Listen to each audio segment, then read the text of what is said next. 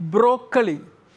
നമ്മൾ ഷോപ്പിംഗ് മാളിലൊക്കെ പോയി കഴിഞ്ഞാൽ വെജിറ്റബിൾ സെക്ഷനിൽ നമ്മൾ നോക്കിച്ചിരിക്കുന്ന ആ മുത്തുണ്ടല്ലോ, അത് നമ്മളെ ആരോഗ്യത്തിന് ഒരുപാട് ഗുണമുള്ളതാണ്.